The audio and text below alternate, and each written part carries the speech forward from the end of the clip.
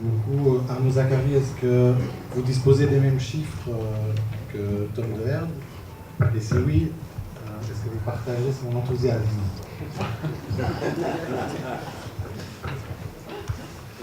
Je n'ai pas perçu qu'il avait un enthousiasme débordant. Donc, de toute façon, on a tous les mêmes chiffres. Hein. D'ailleurs, les statistiques au Congo, c'est pas facile d'en disposer. Elles ne sont pas renouvelées souvent. Donc, on se base évidemment tous sur les mêmes chiffres et je ne les nie pas. Donc, le fait, comme l'a dit Frédéric aussi, hein, évidemment, ces augmentations de revenus ou ces croissances du produit intérieur brut en termes de pourcents, on peut les comparer comme on l'a fait comme je l'ai fait moi de manière un peu provocatrice avec la Chine et comme Tom l'a fait pour les revenus avec la Belgique, mais évidemment il faut voir d'où on part et on sait tous que la République démocratique du Congo est passée par 5 années de guerre, que la reconstruction a été au mieux très lente, donc on part d'un niveau très bas. Il suffit de voir le classement de l'indice de développement humain des Nations Unies. La République démocratique du Congo en 2014 c'était bonne dernière, donc dire elle ne peut que faire mieux et malheureusement 2% d'augmentation des revenus c'est quasi insignifiant pour des populations qui ont des revenus très faibles. Puisqu'on parle de chiffres, il faut quand même rappeler que selon les chiffres qui sont communiqués par le gouvernement congolais, on a aujourd'hui des niveaux de production non seulement de cuivre mais aussi de cobalt qui atteignent des records historiques. Hein. On atteint 500 000 tonnes de production de cuivre et 100 000 tonnes de production de cobalt. Donc 500 000 tonnes de cuivre, on n'a jamais connu ça sous Mobutu, hein, et donc encore moins après. Et 100 000 tonnes de cobalt, c'est beaucoup. Le Congo est le premier exportateur mondial de cobalt aujourd'hui.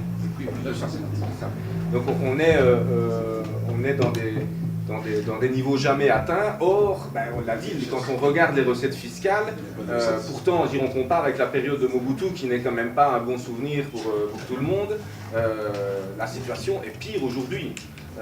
Alors il faut ajouter un troisième élément selon moi, c'est l'impact social et environnemental de ce développement économique sur les populations locales du Katanga. Hein, il y a une pollution très importante, à commencer par les cours d'eau, qui a un impact sur la destruction des ressources halieutiques, mais aussi sur la santé des habitants, et notamment des enfants qui vont jouer dans la rivière ou des mamans qui vont laver leur linge dans ces cours d'eau.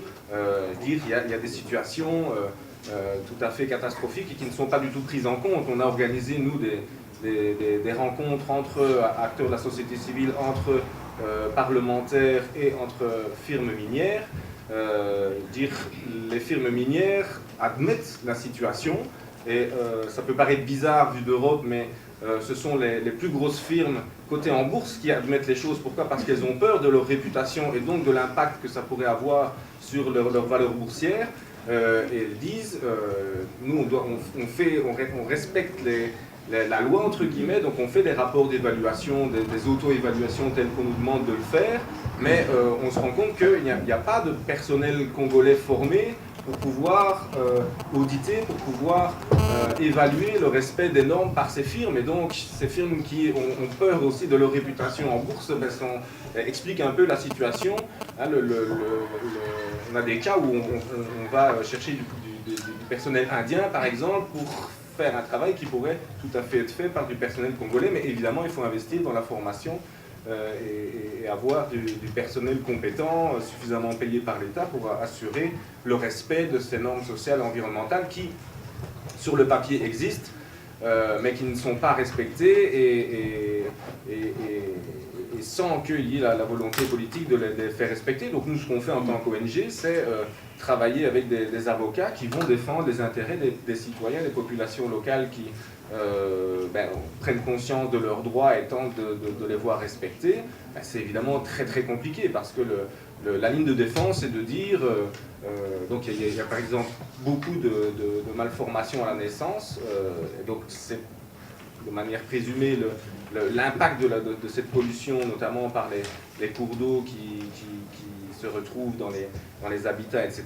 Mais je veux dire, la ligne de défense, c'est de dire, ben, est-ce que vous avez la preuve de la relation cause à effet? Est-ce qu'il n'y a pas d'autres facteurs qui expliqueraient cela? Et évidemment, bon, ça implique des études scientifiques qui nécessitent des moyens financiers qui sont inexistants. Donc, il n'y a pas seulement, je veux dire, l'impact en termes de revenus, il y a aussi